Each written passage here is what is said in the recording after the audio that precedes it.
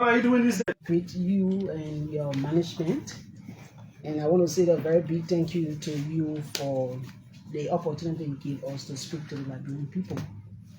I want to say thank you.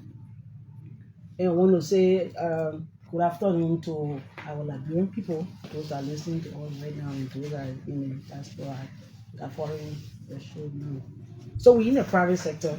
We're doing our thing as usual because we came from private sector before we went to government. So we went right back to what we were doing. And we enjoy doing Give us a little background about you. Who were you before you became Minister of Public Works? it. So actually I'm a business person. I run a company called Tabita. At the time it was Tabita Renaissance Engineering and Design into uh, construction business. And we were doing some contracts for both government and the NGO, the private sector, and that's what we were doing. And by the grace of God, we got spotted because our last work we did was with the prep land road. We were one of the contractors that did the drainage, the curb on the prep land road. I was in the private sector. I had a contract to do. That was the last place I worked before I came to government. So I'm a business person and had my own company. I've been a CEO for my company. Now the company name is Tabita Renaissance Group of Companies because we are involved in so many things. Besides the construction, we are into farming. We do wholesale. We sell like we bring in tires, commodity, basic building materials things. We bring it in the country and sell it to our customers. Okay. Let's go to your time at Public Works. Give us an idea. What was the Ministry of Public Works you took over? In fact, how did you get started? How did the president appoint you? You were a business person. You were into construction. How did he appoint you? And the first thing I would say, God is great, because I just can't explain how I found myself to where I was at the time because um, I want to give a big thank to my mother. Person we are is a passionate person. When he sees somebody, he take to them. So there was a building that got burned on the Oro Chubot, and then my mother, she's the current superintendent for the Oro Market. Okay. And then she had been, fighting hard to get those in leadership to help to rebuild the Oro Market. So when she heard personally where I was going, Chubor, and she went after him. And she started to narrate her story. And she actually, she was very close to the person where late mother. So when she started to narrate her story, he got attached and then he told Pepsi Yeke to get her closer. And then she told her the market was, it was in a very bad condition and she needed help to rebuild the market. In fact, the proprietor for the market was selling it. So she came and told me the story, and then she gave my number. So in that process, I got contacted by Pepsi Yeke, and then I managed to form part of the market dedication to meet the president at the foreign ministry.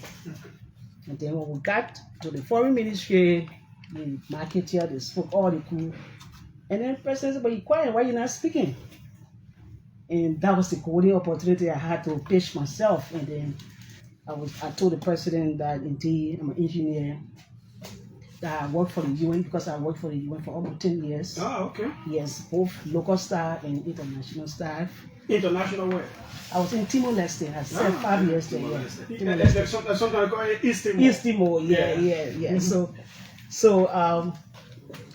one day, I told the president he was interesting because I think he has something that he actually wanted to promote female in the engineering sector or in the public works. So he took my details, I gave him mine, and then once a while I would check in. And there was an issue that came up with deputy minister, and then he couldn't identify my number with all of the numbers he had. Mm-hmm. And that's why I was saying, I said God is great because I was working for Mr. Yupoti, and Mr. Yupoti were in that meeting. And then the president was thinking about me, how to get in touch, Okay. And right there, Mr. Yupoti was able to to say, yeah, but apparently I know her. She's a contractor. She's working right now in the president role. And then I got called, and I was like, I never worked with government before. You know, I had that kind of fear in me. Yeah, you know, like, that's the but you say engineer, he said, you go as deputy president. He said, cool, you know, you will serve because it's not only you alone, you have your assistant minister, you have engineers. That's a very good experience. And how we started the journey, and by the grace of God, may his soul rest in peace. Mr. Maputo, he actually really welcomed me. I worked with him for less than a month, and he fell ill. And still, I was still new because the opportunity was, there's a cycle, the organizational structure for the public works. The Deputy Minister for Technical Services, if in case of anything with the minister, the Deputy Minister for Technical Services should be in line. But then, I was new, I was afraid, you know, and then Minister Todd served for one week, and then later on they saw the need that I should serve. I think you were just here, you saw I acted for so long. And by the grace of God, we got we exceeded to the position, we excelled to the position, and then we did what we could do by the grace of God. With the support of our deputy ministers, our assistant ministers, our directors, project engineers, our development partners, our stakeholders. I mean, they actually worked closely with us to push us to where we went. And I'm actually very proud of my achievement at the Ministry of Public Works. Let's talk about those achievements. Let me give you time to tell us the signature, the very key ones first, the signature achievements that you people made there. So I'm actually happy that you gave us that long time. We'll talk briefly. We may not be able to cover everything because we did a lot.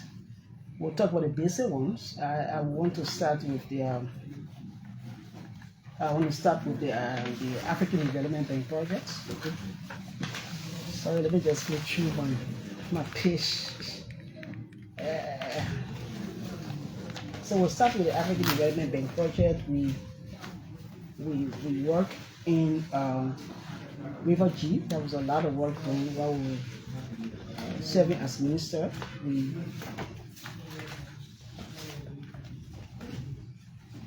This is the OK conversation on OKFM 99.5. We have with us former Public Works Minister Ruth Collins. We'll come to all of the allegations and different things. We are setting the basis for her to tell us exactly what they did. Do I have one? There was allegation. Yeah, there are allegations. So I leave that way. We'll come to them. But let's get the basis of what. Okay, so with the African Development Bank, we will start from the Mano River Union Development and Transport Facilitation Program. The first lap pavement from Fishtown to Kalipo. We did that work, and before we left, our contract was signed August 3, 2021. August 3, 2021. Yes. Okay. And the contractor is Chico. So our expected time, to have closed the project was in 2022. But sometimes our partners, they have their own way of payment. Sometimes we have some delays. So, but before we left, up to December 2024. That is 2023. 2023, sorry. For clearing and grubbling of the road, entire road corridor, it was 100%. We have cleared everything. I mean, all the vegetation, everything, we have cleared everything. And we have also the covert installations. We installed all of the coverts. The engineering compound, it was at 98%. And the bridges that we're building, it was at 80%. We have more than 8 different bridges, different bridges there, but it was at 80%. And then the subgrade, where the lateral and all of the formation of the F-way before the people can start, it was at 100%. So the base course was at 69.5%. So I just try to explain it. I hope you understand it because because there was a percentage for which we left it, and I think your fact finders can actually find out. So on the overall, we left that project at 68.84% when we left the government. I mean the Fish Town to Kelipo project. Okay. So then we go to the scene. African Development Bank, the Manu River Young Road Development, the program. Phase 2 of it was from Kelipo to Fishtown on the same, because we all targeting Trebu. So they want from the back, that's what I'm talking about. So it was 80 kilometers. Okay, I didn't talk about the one, it was 20 kilometers. Okay. So this one is 80 kilometers from Kelipo to Fishtown. Kalipo to Kaluken, sorry. Okay, Kaluken. Kaluken to Fishtown, sorry. Okay. So when we left, the clearing, the grubbling, it was 100%, the cover installation was 100%, the engineering compound, the engineers compound was 100%, the bridges were at 97%. And then the subgrade was at 100%, the base coal, the barnacle, all of them were at 100%. The wearing coals were at 66%. The installation of the galvanized metal rail, the guide rail for the bridges, all of those one was at 99%, and the project overall progress was at 92% when we left the Ministry of Public Works. So to give some details, because I'm saying this 1% about this one, the pavement from Sanikole to Lokwatu. Yes, from Sanikole to Lokwatu. It is 47.1 kilometers. Okay. And that project started, it was signed. The consultant is actually the contractor is CRSG, and the project commenced November 2nd, 2020. So we at the time, the clearing and the grubbling was completed 100%. The covered installations were completed 100%. Engineering compound were completed 100%. So we had 8 different bridges on that same road. Yeah.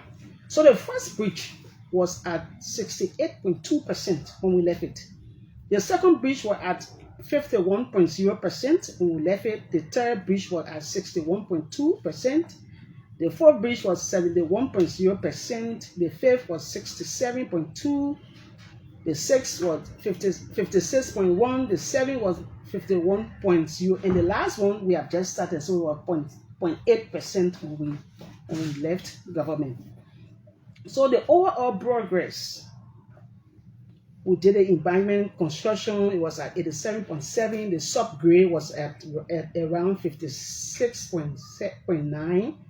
The cross-stone base was around 50%. The barnacles were around 49.5%. The wearing coals was at 47.6%. So the overall progress we left that work was at 70% when we left. I think it is still at that level.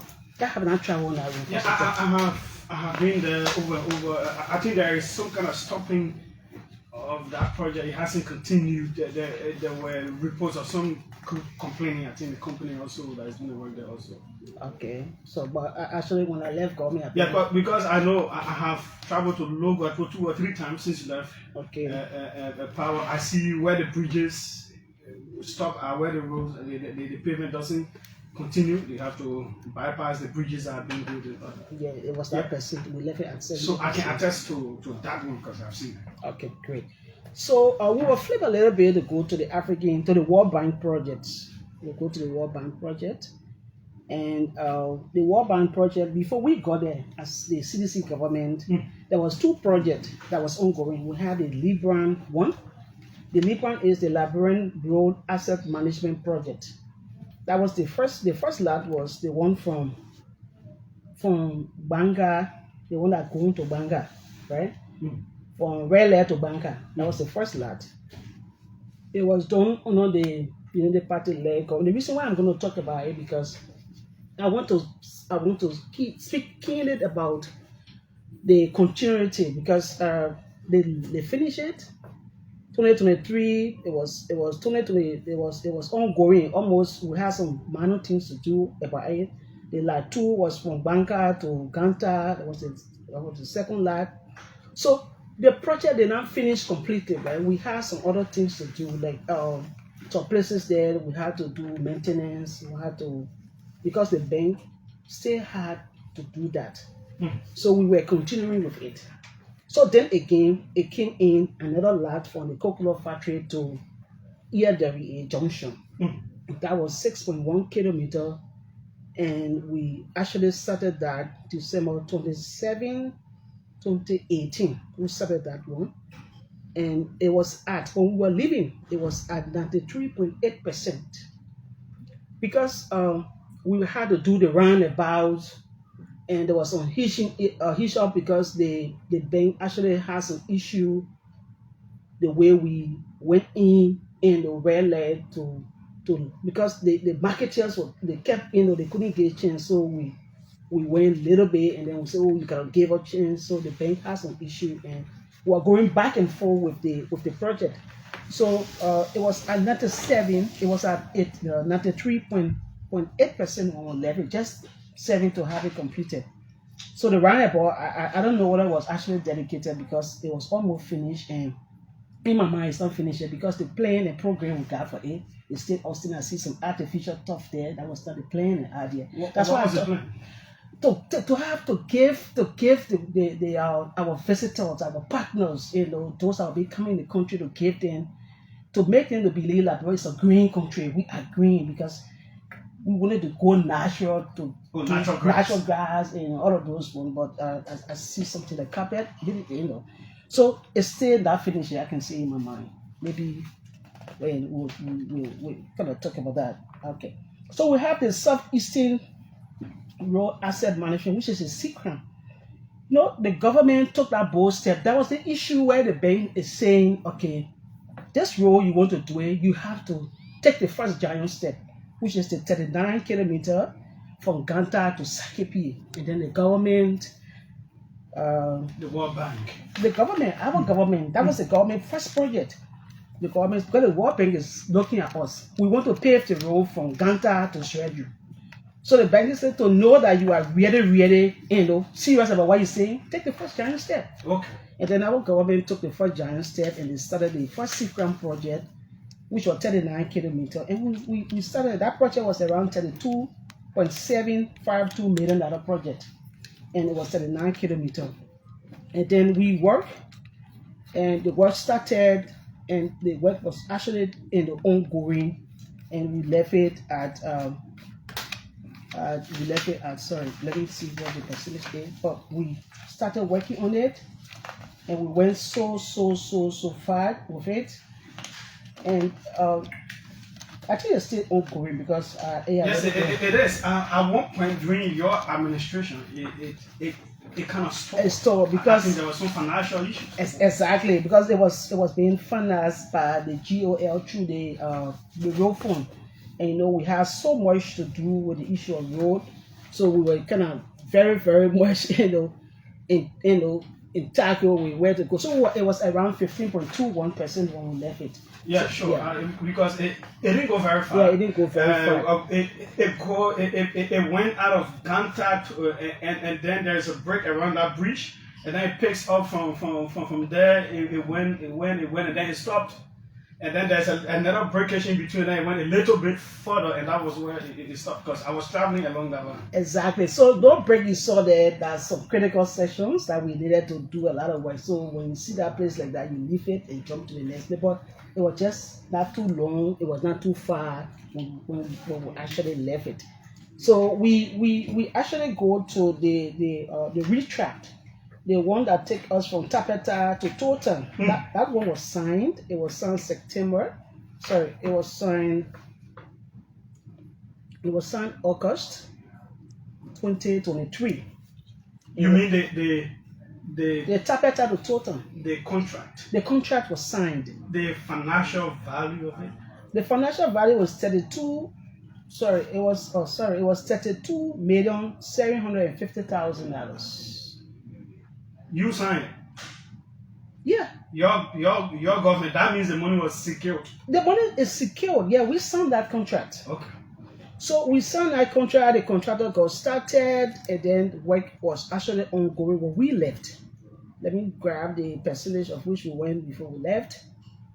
So let me be talking. So we signed that, and work commenced. Out of the F work was ongoing, and it was the actual expected time to complete that work. It was in September 2026. That was what we projected to have finished the work. The contractor was mobilized, the campsite was built, and all of the information about that road was, I guess, started when we left. So we go to Ganta to Sanikole. Ganta to Sanikole, the contractor for the retrap, the first retrap was CRCO, C-R-C-O. And Ganta to Sanikole, the contractor is CSE, and that road was funded by ArcelorMittal itself.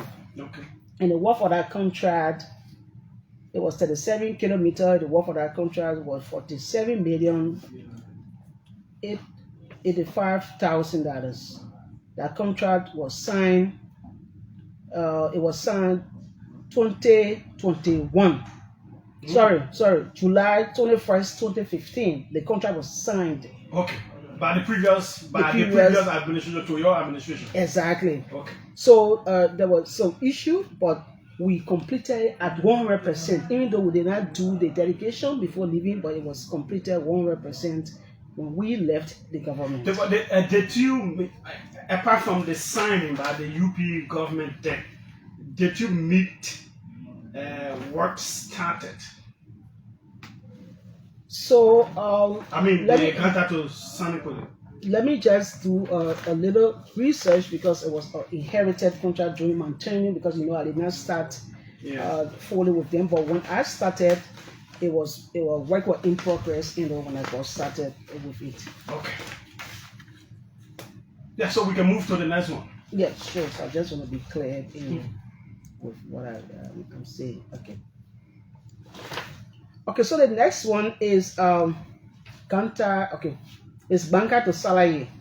That contract was done by Chico, and it's 81 kilometers. That is being funded by Badia, the Arab funding. The Arab. That is Banka to Salaye. Okay. Banka to Salaye, it will be funded by our Arab donor partners.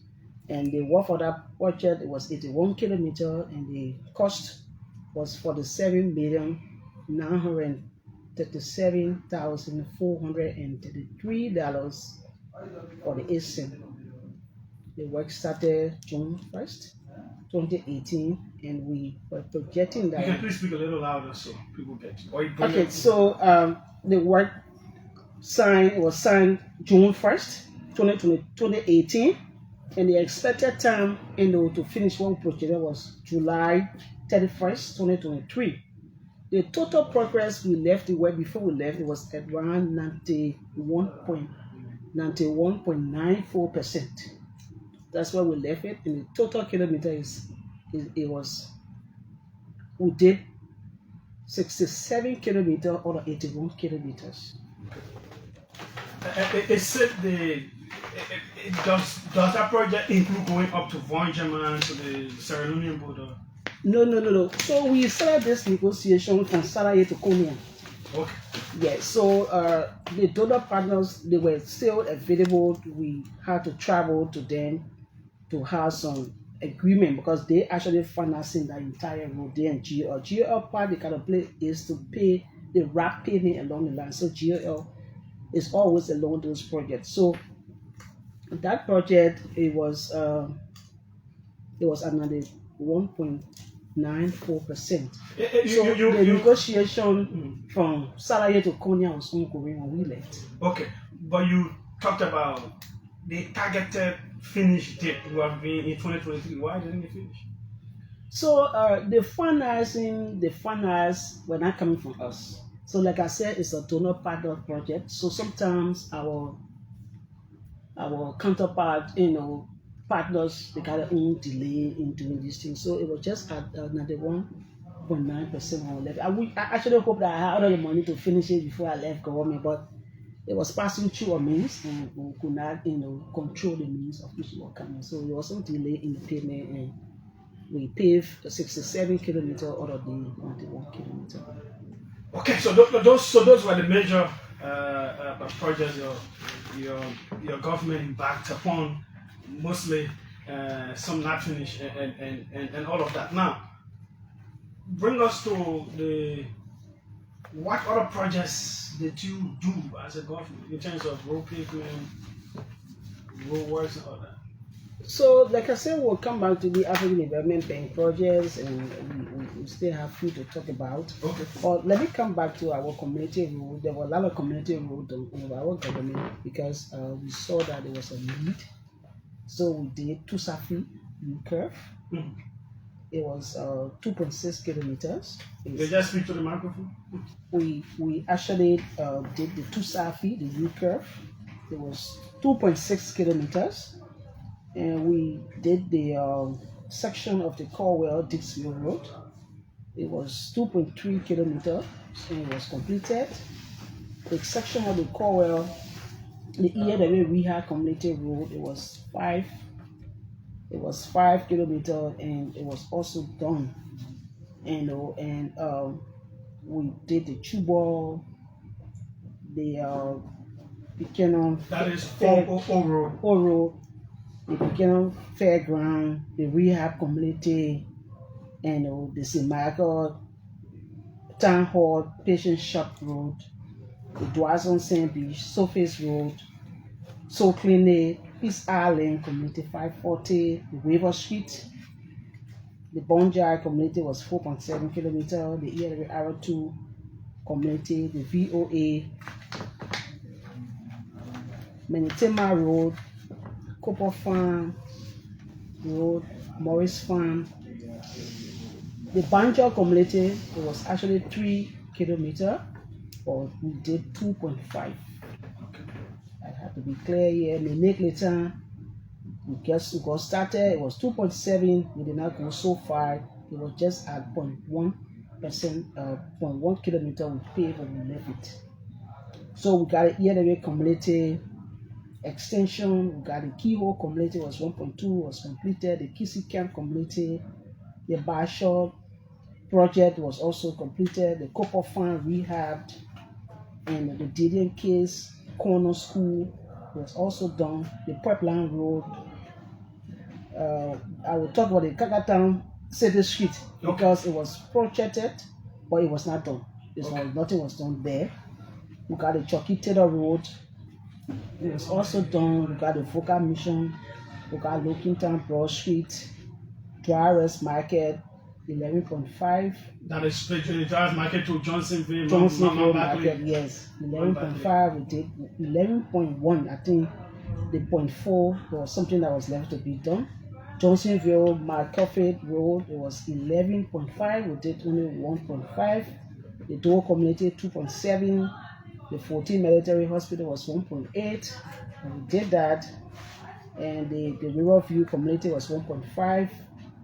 The 12 Horses Bypass Road was 2.0.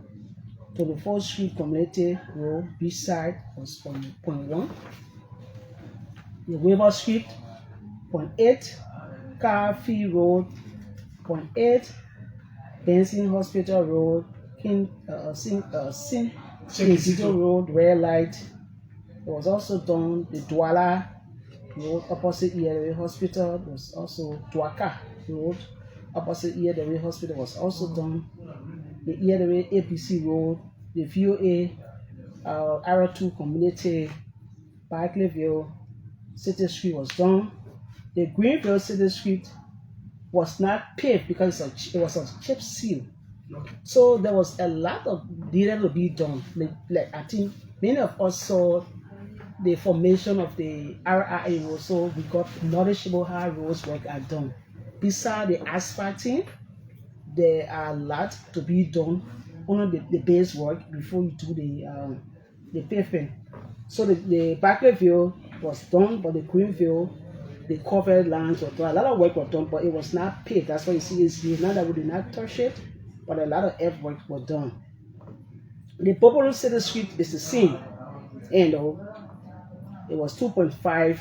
The clearing was done. A lot of things. I think I heard something around here, but we'll speak more to that. We'll come to that. Yeah, so it was also done for the basic earthwork, the clearing, the vegetation. Because imagine, anyway, we'll talk about that. So there was also projected the Lapasi Zoo Road.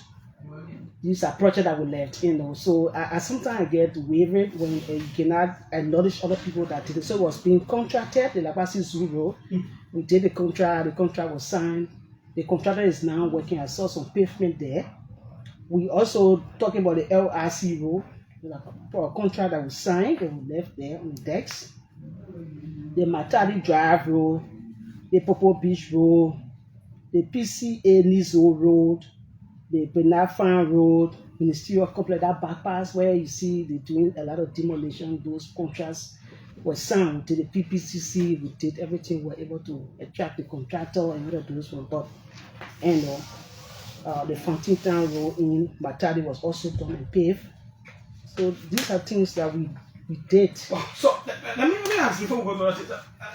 How did COVID impact the workers? Do you think you have done more if COVID had not intervened for like two years plus? Did it have an effect on the workings of the ministry? I'm going to say yes, the COVID impacted us greatly. And some of the roads impacted, Mapodo Road is not an exception. Mapodo Road, the city street road was part of that road because imagine that road was signed, that contract was signed 2019 November, and the road was abandoned for 9 months. All of the vegetation came back, and then we had to go there around the table again to negotiate with the contractor and to do it. So it affected not only the Popodo Road, but every other road. So because the road need continuous, maintenance, you doing road, you leave it for 9 months, rainy season comes and go. So it in many ways impacted our road works. Let's come to RIO.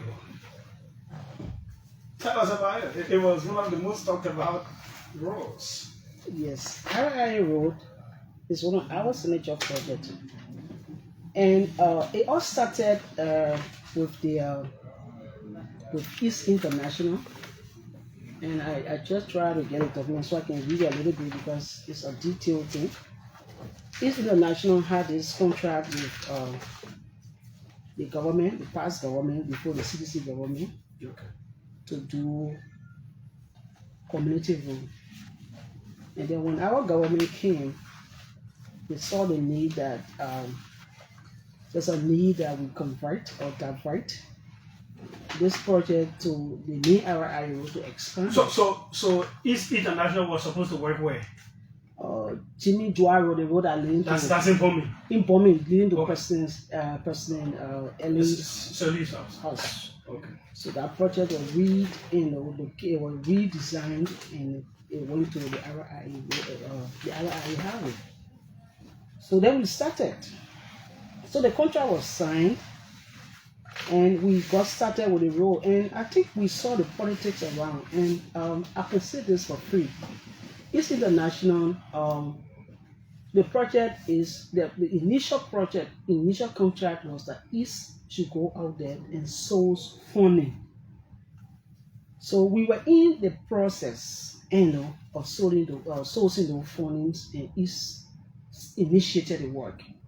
So to have all things to be done, we divided the project into 2 sections. And we had a section from Monrovia, and another section from the airport side. East was actually in the Monrovia side, and they subcontracted the other side to a Chinese company called CR5 or something like that. Okay, so they actually contracted them. And they were doing their best. And then East International, for their reason, they were not doing well. And I actually said that they were being politicized. I said that East never had the capacity to do what they were doing because I was kind of always on the road, and I saw that the section, the subcontractor was exceeding. It was actually going very well, and they was kind of delaying.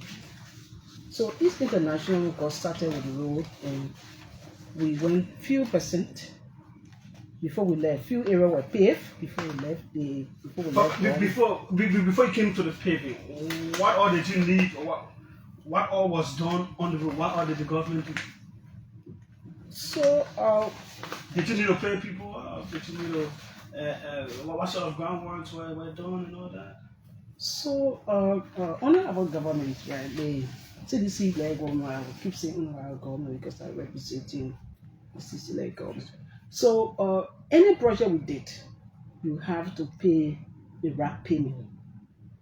You have to pay those people because for some reason they have resided along those corridors for years. They didn't know when government was going to be ready to do pavement. Some of them settled, they built their homes. So we resettled almost everybody on that corridor before we got started. It was difficult to get started because we saw that His Excellency, the former president, he really didn't want us to do a lot of demolition because he was the people's person. But and we have to go on. So it was like he kind of insisted that before you demolish people's you have to compensate them. You have to compensate them, and that's exactly what we did.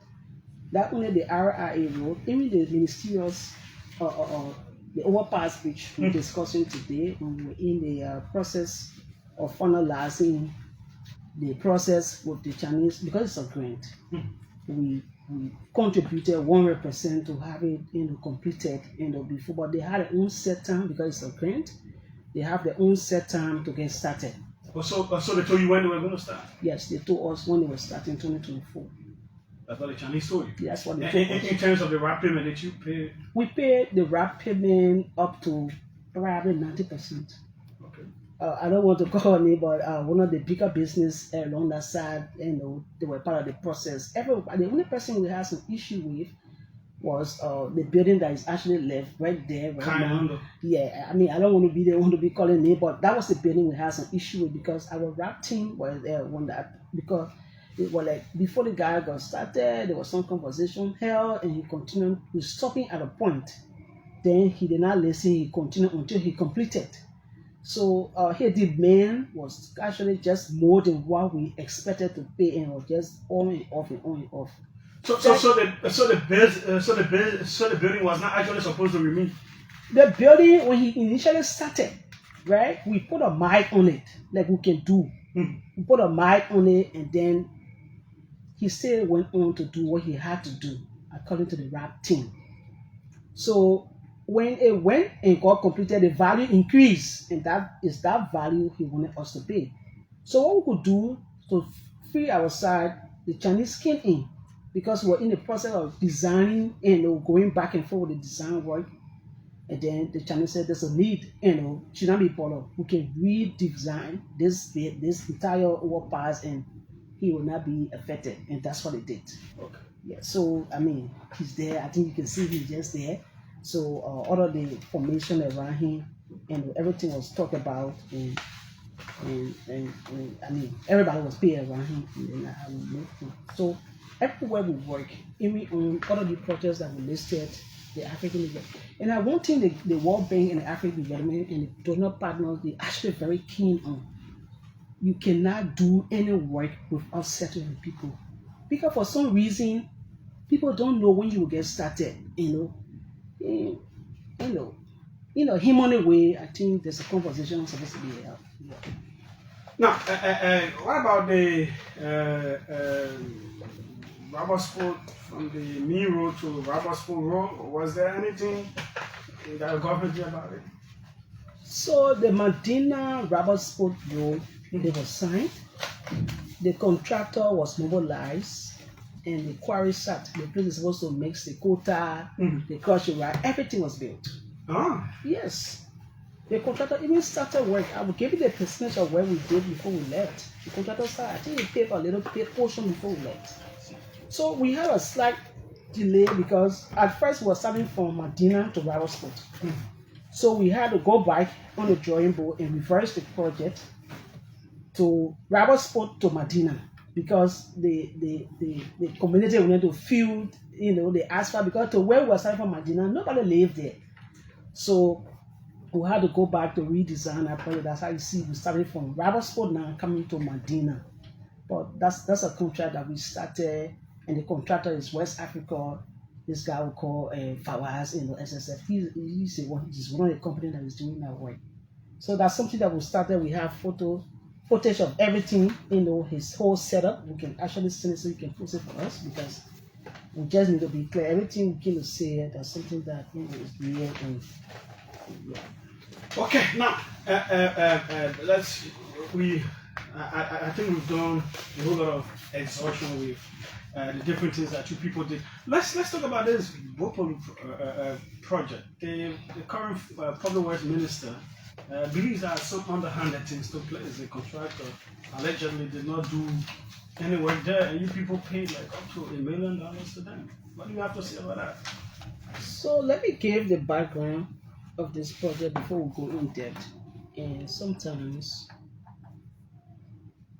we cannot blame the current minister of public works, because he coming from a different sector, is actually leading a different sector. No engineer will say what he said on this video. No engineer.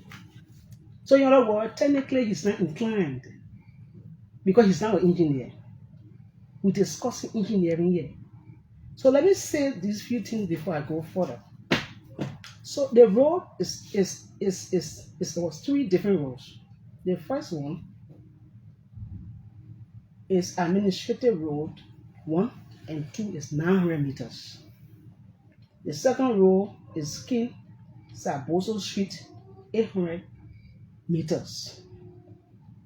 The third one is Sawinta to Eriska UMC road. It was 3 different roads that constitute this project, and it was 2.5 kilometers. So the contractors was mobilized. I don't want to speak to the fact that I was not there, when it's signed, but the contract was signed. It was signed November 2019, before the COVID. So the contractor, I got some picture evidence here. The contractor worked. They did grading. They did the stone patching. These are photos. We can post a little bit. These are photos. That was drainage done. That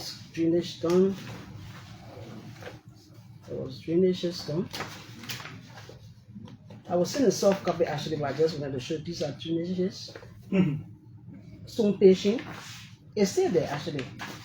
So all the works were done, but when the COVID came, the contractor had to slow down. These are his earth-moving equipments that was mobilized on the side. These are guys working. So what I'm trying to say in essence is that that our work done, and the shielding aspect, almost like you're building a house, right? You start from foundation, you have to do your foundation, do the columns, do your tile beams, and do everything, and then the chip shielding is the last thing supposed to be done. So we're in the preparation of preparing the road when the COVID came. And then the contractor left the scene in 9 months. We had to call the contractor back to continue, because even though he had didn't receive the first payment, but we were negotiating that he gets started. And to make him get started, he was saying, guys have already exhausted all of the money, you saw the work we did. That's how the second payment came about. But one thing I want to make clear here, at the Ministry of Public Works, our works are in phases. Okay. We could have phase 1 to do clearing, to do the drainages, the cover lines, and everything. That could be phase 1. We will have phase 2, maybe to do the stone patching. So there were a lot of money left in the budget for this road, because we did not do the ceiling. So that means after every phase, you can do payment. Yes, and the payment is not just done single-handedly. We don't pay it. What we do is that we initiate the payment by our own assessment. So let me just tell you the truth. We got a project engineer. We got a project engineer. We have the resident engineer.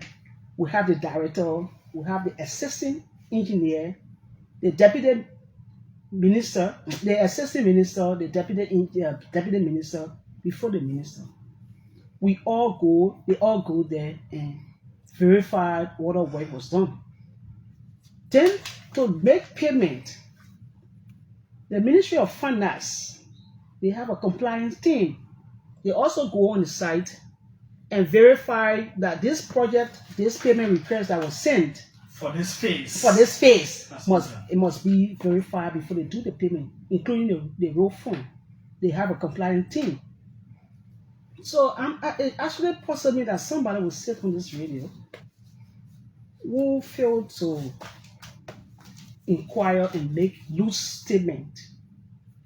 And I can say I'm disappointed in the current minister to sit here and say your thing was not done. That allegation is false. We have evidence that the work was done. The only thing I know that was not done was the seeding. Was sufficient work was done. Why wasn't the sealing done?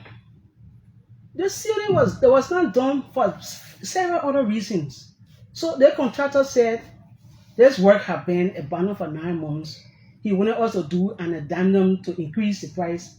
We were going back and forth with this contractor, and that's how it came March 20. What was the total value of the contract? Do you remember? Let me just check this out. Like I said, I met this contract.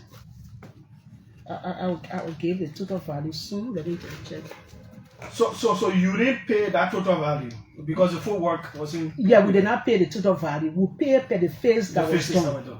Exactly. So I will try to get the total value probably maybe from my phone of that project.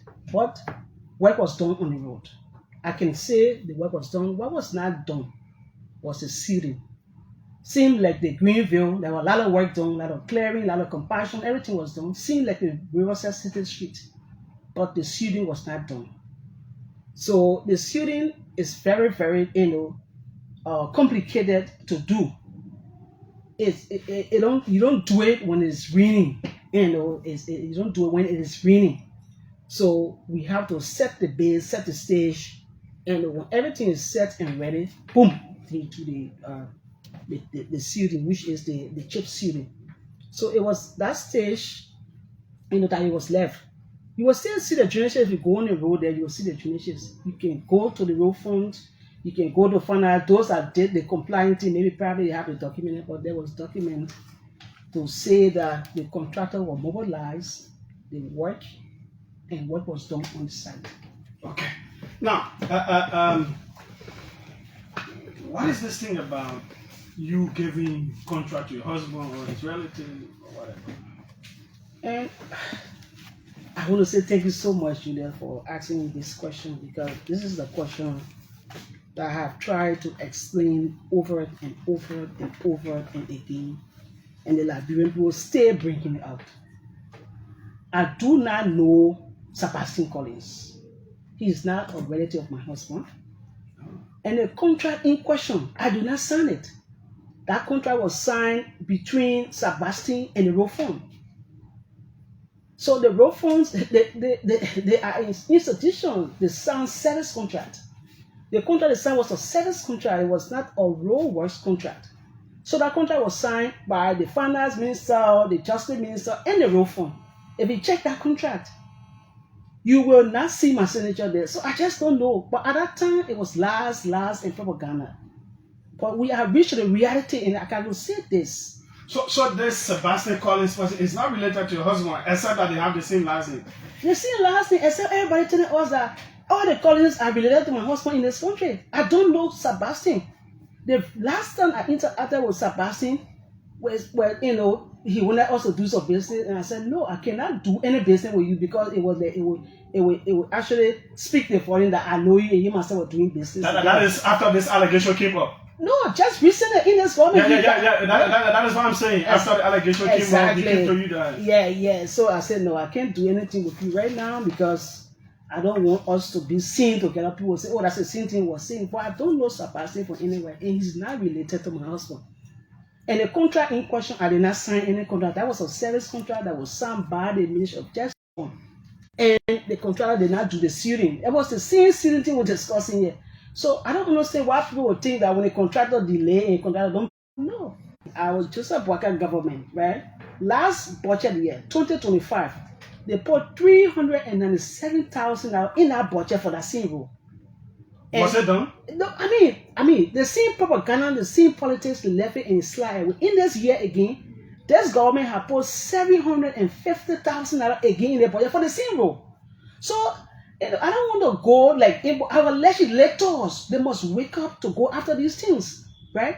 They sit there, they put money in the budget, they don't go after it. It elapses. Then you want to say somebody eat money. How can I eat the contractor's money? So there were phases he did some, he was paid for some, the same thing. So the phase for which he worked, he was paid for it, and there are a lot of money. The money that was left in the budget, that somebody is still coming out. Same with the popular road. There was money left for the same road, and the government can still bring it out to complete the section. So how can somebody eat somebody's money? All these things you've talked about, opportunity, different works you did and all that, were they, and the different contracts that were already signed and stuff, were they in your turnover notes? Which one? All the things we've talked about in terms of achievements and different things. Everything was in my turnover note. Everything. Did you people at any point in time in your leadership of the ministry buy earth-moving equipment? We did. And it came to country? Tell us about it. Yes. So we actually have a contract with ABK, and that contract was worth $4,864,000. Okay. For 42 pieces of equipment. Okay. Later on, we did an addendum because on the first contract, we had asphalt paper and asphalt spiral. But as a ministry, we will not do paving. So we converted these two things to 11 pickups. So we have 40 pieces of earth-moving equipment with 11 pieces of pickups. In my turnover note, we have 27 of those equipments were in country. They came when? It was at the ministry. We used it. When we were, in which year did they come? 2023, all the equipments we left it. It was part of our handover note to the covering leadership. Okay. So we had a wheel loader. We have 5 wheel loaders, which when people can call front hand loader. Okay. We have 5 pieces of that. The motor grader we have 4 pieces. The compactor we have 3. The bulldozer we have 1. The excavator we have 2. The dump trucks we have 6 dump trucks. The pickup we have 1. The low bed we had 2 low beds. We had a fuel tank 1, and the jackhammer we have 1. So all the things was handed over to the current leadership. So I just kind of wondering why people are running up and down for moving equipment. I thought that something strange. We left it at the ministry. We left this equipment there. We left 27 pieces of moving equipment at the Ministry of Public Works. And that's what they're using now. They're doing all the demolitions. So why people not acknowledging what people did? What about the vehicles you people were using, like mini minutes of the car you were using? And thank you for bringing that up. The vehicle I was using was bought by the World Bank. We serviced it, and we filled the tank, and we left it right there for the minister. Besides that, I have some of the old projects, pickup and those ones for other and the off-road service. Everything. Now one of those vehicles that I had, I left everything over. And besides, we have the 4 lights, the one you use for construction work at night. Mm-hmm. It was bought by the World Bank. We left everything there. Even the minister in his office, I'm surprised or I'm disappointed for him to be running that he left mess. My office. If I didn't see only his computer he took there. Things that I personally bought, I bought a 75-inch television. I left it there. My entire office, my desks, my everything, I left it. Only my computer and my pictures I have on the wall I took from there. So I don't know what Max he keep talking about. How can we be doing mess and continuing with the mess that we did? Did you mess the road sector up? That's why he said that your government could have done way better than you did. You messed it up. Some of the projects you took over from them, you did not complete. You did a whole lot of messy things. I don't know his definition of mess. That's why I keep saying he's wrongfully placed. Technically, I think this will be the last thing because we, the engineers, we will not sit that to happen anymore. We'll petition any president to take somebody from in the business field to be public work minister. That's where the problem coming from. So if Guinness was an engineer, he wouldn't speak the way he speaks here. We're not lecturing. This is history class. This is technical. That's a technical institution. So when you say something, you must say it with facts. For Guinness to sit and start talking about mess, how can you say mess? All the roads you left, the project today they're running with, the roads where they're breaking down so that that's something that we created. We created it. We formulated into project, into contract. He continued everything. Everything we started, he continued with. So what's the mess that we left behind? So they finally, I think, is misplaced, and and that's his challenge he faced. So probably, well, he seems to be doing well though. I mean, works are ongoing. Works are going by works that we formulated, that work that we initiated, that work that we formed. And he been at the Ministry of Public Works and he was there. When he left there, when he left, one old bulldozer on the escort. That's when he left there. We left there as a government. Today, I don't know why he stayed there, but we left it there. When we were leaving, we handed it over. So there are a lot of things. I want to say this. You can be living in a glass house and be throwing stone. So Guinness need to watch his steps. Because we're watching everything doing. We're watching every steps. Today we're discussing there's a painting project that was ongoing. Today is actually stalled. A painting project where? Within the public works ministry, around the public works ministry. You can come in and ask him what happened to that project. Who was the contractor? Who is the contractor? What do you think is happening? He will be the best person to explain. No, it seems you have heard something. Is it a painting project that he initiated or what? That's why I'm saying, he should know how to come on radio and say false things about people that he do not know. He can come here and tell us that was 0 things that were done in Bopuli Road, and you see all of the evidence, everything there. I know the contractor did not finish because they didn't seal it, but you can't sit and be saying things that technically is not true. That's what I'm saying. So he should know that he's not an angel. He got his own mistakes that he's doing along the line, and we're watching it. What you have done differently, this whole demolition thing? I don't know. I was not in your cabinet, but if the government needs to carry out development, money business is not so common around. You need to open up alleys. The overhead bridges ongoing. You need to open up alleys and different things, and people have built on those alleys. You gave them 2-3 months to move, and they cannot move. You have the only option to demolish. What would you have done?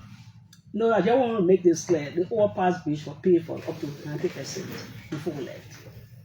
Those that were living along the way of the overpass bridges were paid for. Yeah, I mean these other demolitions that took place to Roto Town and all that stuff. So in my mind, what will your government have done? Okay, what I think our government would have done is nobody is in a rush. We have a budget. We could have gone to the legislator to create a line in our budget to have put some funding there to compensate those that have been on those roads. Like I'm hearing Slipway. From the time I was born, I never knew there's a road that passing through Slipway that going somewhere else. People have been living there over 20, 30 years. For God's sake. You need to come and sit around the tables and discuss this issue. You don't just do the thing forcibly as though you are in a rush. We're not in a rush. So in my government, right, we will first, bring this, for the legislator to put it in the budget. So we have a line item that will actually support our action. That will have been, our position. Put money there to pay people off, to at least compensate it. That is what you have done.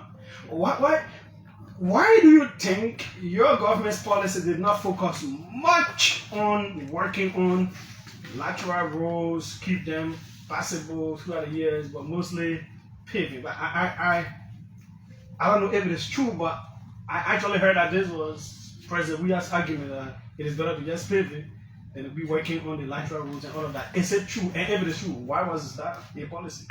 So let me say this, right? Before we got to the Ministry of Public Works, there was a policy that I did not read, but there was a policy I made that the Ministry of Public Works can do their own works. And when we brought in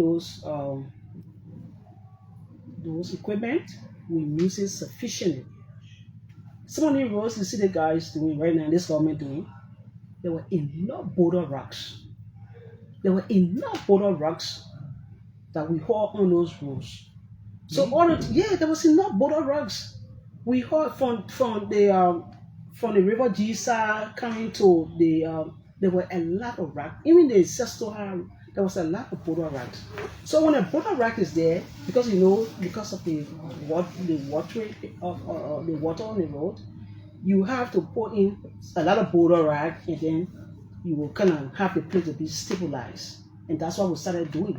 So even if we were going to come back, we were still going to concentrate on repairing some of the roads like that, because we already initiated most of the roads. Even though our guys, they got a lot of money, because I know that road gets stuck 22 million when, and it was there. But we did a lot. We put boulder rocks there to stabilize the critical sections along the road, and we had a plan. And now the plan probably to do it. So we did lateral roads. The only thing the lateral road is almost like a waste, because after every rainy season, you have to redo what you did. So the road, they get deteriorated, everything was spoiled, everything, so you got to do it all over again. So we were thinking that at least as a government, we can do 5-6 kilometers, at least we're going ahead. Even though we're doing all the maintenance, we're doing all the areas, but we're still going to concentrate on the pavement, and because there's no way you can do it. People came, a lot of professional people came, they passed through the walls of the Ministry of Public Works. I was there. Today, Guinness is there. He will also, Minister Guinness is there. He will also leave. So we can't sit there and act like we are so sophisticated, we are too professional, we are the smartest, and then we try to castigate other people. So it's a shared idea. We still have a lot of challenge in the infrastructure sector. Nobody will tell you that everything is very important, and no one government will do it. That's why the government continues, and that's why we all have to work together as a team to build this country, because there are a lot more to be done. Okay, thanks for calling. Let's go to the phone lines. But before we can go there, let's understand the equipment business that you left. You said you budgeted to bring in, I think, 40 plus? 42 pieces of equipment, right? So we paid this contractor, and we were owing the contractor $800, I think $8.4 thousand. 800,000. Yes. So this government just needed to pay that contractor, and bring the rest of the equipment. I think the few that was talking with the contractor said, you still owe the government. He said, the government owe me just 800,000 to bring almost 20 pieces of equipment, and that's it. That has been the challenge. The contractor can be paid, the contract is hanging, and the rest of the equipment are still with the contractor. Okay, 777-700-995, 555-995-995, the numbers to call. And you will be true. We have with us former Public Works Minister Ruth Collins, presenting her side of the story, as we always do. Bring all of the sides and hear from them. Welcome, and let's hear you. Yeah, thank you very much, George. This is Akaros. Go ahead, former Representative Grip. Thank you for inviting the minister. I love the counterbalance. My minister, you have done extremely well. But I would just want for you to just re-emphasize on the issue of the demolition, especially when people are being affected, and maybe you can elevate the conversation on the RIA role and that of our sport role. But I really want to tell you, thank you, Madam Minister. An engineer is just different from a politician. Thank you very much. Okay, thanks so kindly for your call, Mr. Politician, too. Let's take former Assistant Minister Jeff Chelsea. Jeff, welcome. Yes, how are you doing? Minister, thank you for the explicit conversation today. Just as the minister said, right? we inherited a far messy popular words from Gideons than what we gave him. We gave Gideons a paved yard. Popular work entire yard was No, but when the Sharif administration was leaving, Gideon was deputy minister. He wasn't minister proper. It was Julie Moore who was the minister. He was in the hierarchy of the ministry. So that's what we had. That was handed over to us a far method ministry of popular works. And we gave him a far better popular work. We left a popular work with more equipment. This time we received 23 pieces of the equipment. The balance on that contract is $840,000. She said so. Yes, together. So we left it with, we received one completely messed up bulldozer, one excavator that was completely damaged. Those were the only two equipment we received from the Ministry of Public Works. We left them with over 23 pieces of brand new equipment and a contract for 47 pieces of equipment. That's the kind of public work we left. Come to the demolition. Look, we built roads in Clara Town. Don't convince them we didn't build one house down. We didn't do us because we have professional people that are doing it. Look, I'm a team and the Ministry of Public Works far more is so much incompetent. The minister, let's be clear about it. They are so incompetent. That's why you see them going around breaking people's houses and making. Thanks so kindly, Jack. I saw Benjamin Myers from the ministry calling. Benjamin, you can call back. Let's hear from your end before I take other calls quickly. Before you call. You see, like we're gonna do this. We have to move beyond this policy issue and trying to focus on like real personal party. This stupid group of people, the Union Party and the CDC, wherever they go for this kind of discussion, they try to elevate the party all over the country. I mean, she explained everything. My own sister, I got problem with some of her explanation. I know that she's trying to be economical with the truth. In terms of what? I'm like, well, everything. That's what I'm coming to. Like, I'll pick up two things. I'll pick up two things that are making me to know that everything is still what it is not true. So, when she talk about the Yukipa project, the Yukipa rule, you ask her a question. That was there any work on the rule? She said she doesn't know, she hasn't checked. Which is not true. No. It was Ganta. Wait on, Chief. Hello, Chief. Hello. Yeah. It was the Ganta to Sanikwele. She said it was in progress. Hello? Yeah, she said it was in progress before she became minister. So she cannot say. I agree. And that's why that's the same thing I'm talking about. So she knew because all these projects, there were turnover, there were documents for it. So, but the reason why she didn't want to say it is because everybody want to elevate themselves. No, but Chief, and she admitted to projects that they inherited, and she said that there were 4 or 5 different things that she said their government inherited from the previous administration. So why do you think she would not clearly talk about that one too? She talked about those projects, but she did not tell you the progress on those projects. But when she was discussing about the project that she was very, very eloquent, she told you exactly what all they did. We secured the phone, we did all the government, we did all this. She was eloquent, but when she talked about the project that they inherited, she didn't tell you but she would know the and the other government supposed to know the percentage. That's why I'm telling you, because the two governments, that's the project they got. Oh, okay. I get your point. Okay.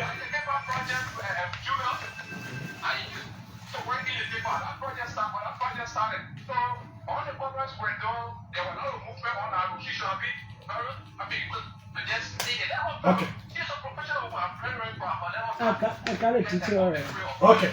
Okay, thanks. The local project, she did not tell us a lot about the local project.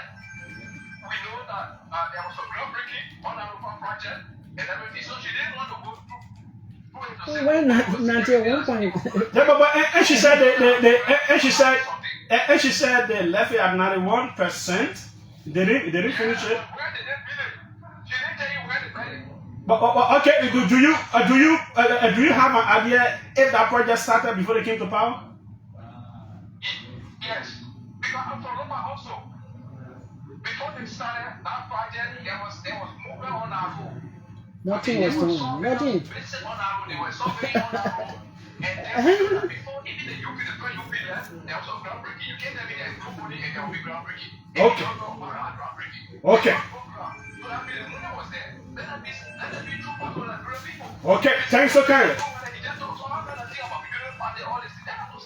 Okay. Thanks so kindly for your call. I appreciate it. Let's hear from Ministry of Public Works, Benjamin Myers. Welcome. Yes, good evening, Julia. Mm-hmm. Thank you for letting me in. So I listened to the minister. I'm not going to use some of the power words to use. It's going to be kept at the ministerial level. But then I was particularly concerned about a few things she said. She said they did not leave the message of the work. Everything is intact. All of the rules are being constructed. I didn't say so. He's trying to, make a different case. But one thing I can say, you will not know that section law 1 and 2 from Ganta to Secretary, from Secretary to Sakata, that those roads were stopped. And the simple reason was that road is being constructed as a result of counterpart forming, and the government had the responsibility to have safe from Ganta to Secretary. She said it. She said it. She said they have financial constraints. Yes, so it is as a result of an irresponsible leadership that it could not be paid their share of the money to the contractor, and because of that, the contractor had to withdraw. And one thing also, seeing that Liberia was not zero, had to slow down his practice. When Mr. Gibbs told by convincing the government that there was a need to have continued the road. Currently, you see, there are ongoing works on that road. Also, the minister did not mention between Salaye and Bangla to Salaye. Bangla to Salaye road, the same thing happened. The counterpart funding, the government did not make for some projects. And as a result of that, that project stalled. What the minister wants to lecture on today, Freeport to Singapore Bridge, that contract was signed with MDC under her leadership. That contract was messy, and they gave the contractor first level. More officially wrote an individual letter to the contractor, creating an addendum to the project, something that violates all standards. Now, when the minister came, the contractor had a letter. Who asked you to pay that letter? I don't know why a line is breaking up, man. Letter from the minister of communication and the letter to the president, whereas that follows. Ben, I don't know where you are, but your call keeps breaking up, keeps buffering. Oh, yeah, am I better now? Yeah, better quickly. Yeah, am I better? So the many projects were stopped. Even all of the electoral rules she's speaking about, how they put border rocks in certain places, those things are untrue. Julius, you were here. The country, by the rainy season, nobody could move in the country. Even to Ruth College moved down, people could not easily go there. So even across Digital Town, we used to mention reaching Central Georgia, it was very difficult. Those are one of the difficult places, that would be some of the difficult places to even move during the rainy season. Other minister came, the president's 111 worked effectively. All of those critical texts were restored using stupid ink. Okay. No, but because of time, man. Because of time, man. To move freely, and it's a shame for the former minister of the state on radio and try to write off something has ever been witnessed in the history of Liberia. Okay. To conclude, she spoke about leading a better ministry. Julius, I will tell you no lie. I can bring you pictures, I can bring you video of his filthy, his dirty, his leaky ministry that the minister left. Even all the minister left was leaky. Okay. So she used to be working and be leaking on her desk. Okay. Thanks so kind because of that. Welcome. Let's hear you quickly. We have to go back to our guests. Welcome. Let's hear you. Yeah.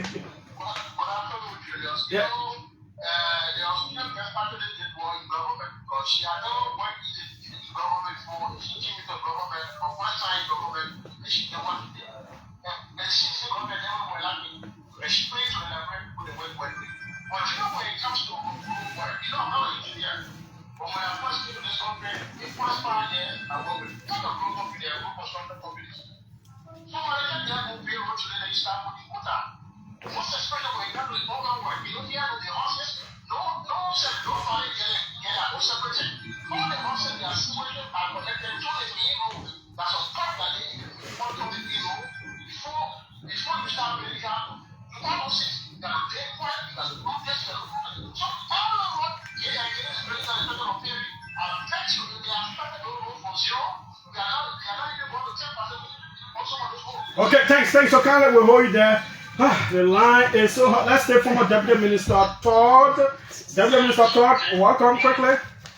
Yeah, thank you so much, Julius. Thank you. Because of time, I will be here. So quickly, Minister, thank you for the brilliant presentation. The reality is the Minister of Public Works will turn over to the current regime in a better position than we've been in. They have already stated that, you said stated that. But the reality is, you cannot say that the former regime turned over mess to this current regime. The day you leave a message leaking ministry, it was leaking on the minister's desk allegedly. Those are let's get to the liberal interest. Number one, the dog community road is not a mess. The road from Kanta to Sagapie, all other regimes before the CDC government have always tried to construct. It was not a mess. The road from Sagapie to Tabata, it was not a mess. The technical contract, the road from Kanta to Senegal was not a mess. The road from Senegal to Kape, Lokato was not a mess. The road from Senegal to the Mani P, the Kiba, was not a mess. Another talk about road. Government, I grew right over here. The famous Medicoman road was not a mess. Meaning, you have to start in stages. From Bada to Second To Salaye. To Salaye. It was a mess. You can't say the roads are a mess. Massive situation. And many other community roads. The Draka road. Okay. And all the roads in the Real community. The R2 community road, the Gulfi highway. She named all of them. She named all of them. You don't need to belabor the point. The fact is, Julius, the Minister of Public Works was in a far better position. Okay. Quickly, you had 2 equipment. All 2 were broken down. All 2 were broken down. 1 excavator and one motor grader. It was all broken down. We had over 40-some pieces in brand new ones. Alright? You didn't need to pay the bottom money to get the balance, but we have brand new equipment in stock, we have trucks in stock. You cannot intervene, you cannot make a substantial intervention. Okay. You don't have the equipment to support it. Thanks, so kind of. So we'll hold you there. We'll have to go back to her for the last 4 minutes. Let's squeeze in Benedict, called by former Assistant Minister of Finance. Benedict, welcome. Yeah, thank you, Madam Minister. You're doing extremely well. I want to say thank you. One of the things that Julia did to ask the former minister, all the major road contractors left. Why don't they change those major contractors? Because it was major for us. They should have changed all the contractors. Madam Minister, I just want you to throw small light on the road, because they changed on the road from Sanibwe to Tapeta, because the most progress they have made 1 kilometer of road is from that road from Sanibwe to Tapeta. No, that's Saclé Pied too. Okay, thanks. So kindly we'll hold you there. Let's squeeze in this one. Welcome, 30 seconds. Hello, Julia. My name is Amnesty Kabari. Hello to the guest. Madam Minister, thanks for the excellent presentation. I am so proud of you as a woman, and I believe that a lot of young women see you as their role model. This is a reason why women should be given the opportunity to study and to learn rather. Somebody said she was being economical with the truth. No, she wasn't. She didn't want to be a liar because the other gender lies with no fear. What she tried to say, you Judas, was to answer one of the last Unity Party-led government was the one that started the project. She said she has to do her research because she met the project ongoing for her predecessor, which is the late minister. So she cannot lie and say, oh yeah, it was done or it wasn't done. wisdom, so she was not being economical with the truth.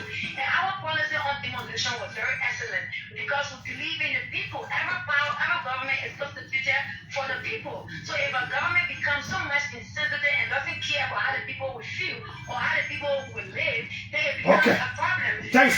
So kind of wait that. Let's take Engineer Delano Bryant quickly. I'm fine. Go ahead. Yeah, you can go ahead quickly. She's listening. Okay. I just think a few points here on the conversation that's unfolding regarding the infrastructure sector of Liberia. Hello? You went over. I think we're just going over there, folks. We'll give us the last 4 minutes to respond. And also, the final question from my MOB, the infrastructure conference, you wrote about it, and then the minister later on said they invited you, and then we didn't see you. Yeah. So you want me to start with that? Yeah, start with that. Okay, so, the communication we wrote, it was not that we were craving to attend. For the matter of fact, we wrote that to document our current leadership, because that was not the first. We have had other engagements. In fact, the Rofun, the other people, they had other engagements, and there was no communication actually reaching to any of us. I was kind of saying this to say that we are all Liberians. If you have your space to do your work, you work and leave. We are not enemies. So that communication was written for us to archive it, so that when he is served in also our government, that he can use it as a reference. But not that I was actually really in a craving to attend.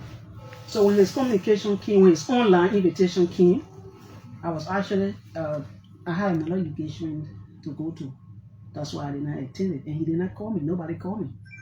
Nobody called me, and I saw some text message from somebody telling you coming or you're not coming.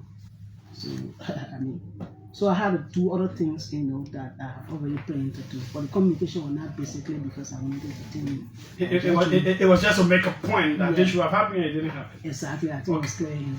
Okay, you can respond to the other things quickly. We have just 2 minutes. So we are not disappointed to listen to the caller from the Ministry of Public Works to speak the way he spoke. We are decent. We paved the Ministry of Public Works, we changed roof. We did a lot of work to say we left a message. Public Works, it's not strange because our people, they are noted for that.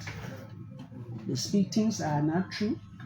They speak lies, and they don't say the truth to things. So I wouldn't be bothered too much to respond to that. But one thing I want you to know that. Did you have a leaking desk? How possible that could be? How possible that could be in my office or leaking office? That's false and misleading. That's false and misleading. And he said you got footage? Let me show them.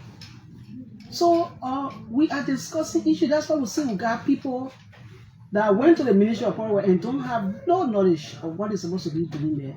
And I think both of the guys supposed to be sent to the Information Ministry, because that's where you go there and discuss. You politicize everything. So there's a guy we called and said we were not cleared with our conversation about the Lofa Road. We left the Lofa Road at 94.04%. We paved 67 kilometers out of 8140. He was talking about the origins. He said you didn't speak about the origins. He said there was some work already started. No, nothing was actually done. Everybody know that president. We are in the former president Manseli, the program together, and that was all. Nothing else was done. And the project was just like that until we got started with it. Okay. So everybody know that the project was signed, or it was the ground was broken during the first regime. But we did it to the level that we did it. We're discussing at what level we did it. So I'm not going to be saying nothing. Everything I'm saying yet, I think the findings can actually go ahead with that. So he talks about the road leading, the lateral road, the reason why it was not done rightfully, because we were not responsible government. That's not true. I got a video that was sent private. You can post it when we were leaving. The last day we were leaving office, I got a footage that I drove from. I got a photo that we drove, a video. Got a video that we drove from Sesto within 2 hours to that point it was staying. So the road was pliable. But like I said, every reading season, even like he's saying right now, they're going reading season. It was tough to enter Sesto. Car was stuck on that road for days. Okay. So every reading season, you have to go back and recondition the road, and that's what happened. So he cannot sit here and have 22 billion to use or to do whatever and to use it. We did our best. we rehabilitated and we maintained most of the roads. So thanks so kindly, Madam Minister, former Minister.